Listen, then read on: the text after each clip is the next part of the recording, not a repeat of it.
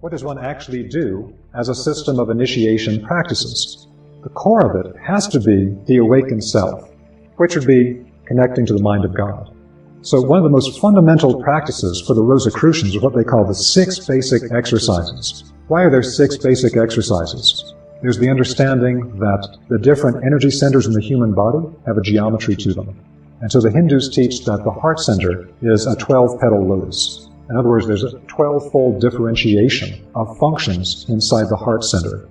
Within those 12 centers of the heart, in our previous stages of evolution, we've already developed 6 of them. The other 6 we need to develop now. So every one of these 6 exercises actually develops one of the petals on the heart chakra and helps bring the heart into full activity. In general terms, the 6 basic exercises, the first 3 parts of them, the thinking, the feeling, and the willing, thought, speech, and action for the Buddhist, head, heart, and hands for the Sufis, upper and middle, lower Dantian for Chinese Taoists, etc. We have these 3 primary centers, thinking, feeling, and willing. We have to begin to self-observe. We have to observe, what am I thinking? What am I feeling? What am I doing? That act in itself will actually begin to use the light of our consciousness to illuminate the thinking process, to illuminate our feeling process and our willing process. What this allows us to do is we can then begin to see how much of what we go through every day internally is completely unconscious. It's just one reactive state after another. You get a particular external trigger, and you have a particular reaction to it. If you did this, you would end up reaching the goal if you did nothing else. If you don't do this, nothing else you do will matter. But when we begin to see how much negative feeling we actually harbor about other people and all the things in the world, it's not a pretty picture. And so it's a matter of really observing and illuminating these different aspects of ourselves and then stabilizing them. If a person does not have stable thinking, feeling, and willing, no higher development is possible. These things are the absolute foundation. Without this, there's no foundation to the building. The building will collapse. Then, of course, we have to start working on soul qualities. So the next thing is to work on positivity. You know, we all know that positivity is important, but you'll actually find that it changes the vibrational quality of the subtle bodies in a way that changes your resonance with other beings. And openness. This is being open to new information, new ways of seeing things. The openness is to be able to see things from multiple perspectives, and the more perspectives you have, the closer you get to its reality. And the last part is simply to harmonize all this together, the harmony of all aspects. Because when you're not used to doing this, you got to focus on one thing at a time. Today I'm focusing on observing my thinking. Today I'm observing my feeling, etc. This is the foundation in the background for doing the deeper work. So that's the 6 basic exercises.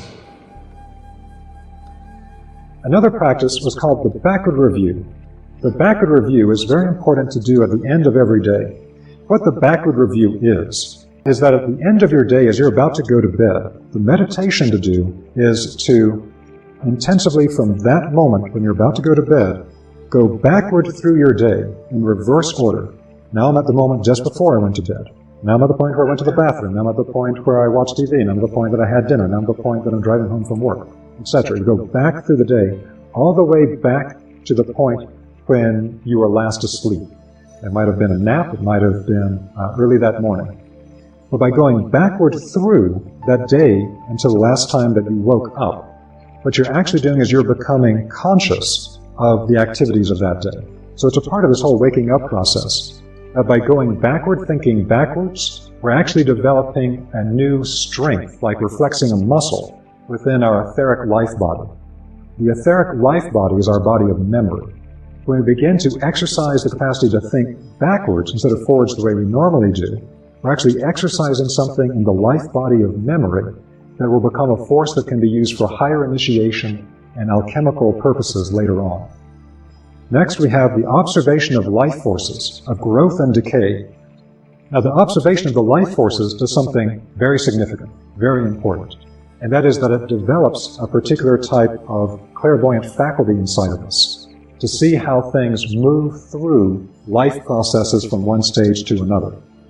It also leads us to actually perceive the hidden spirit and spiritual beings working through all the forces of nature. Then, of course, the study of spiritual science we talked about before is fundamental because we have to put down those concepts that allow us to logically understand how things fit together. Now, as we're studying things, we have a particular practice that we do.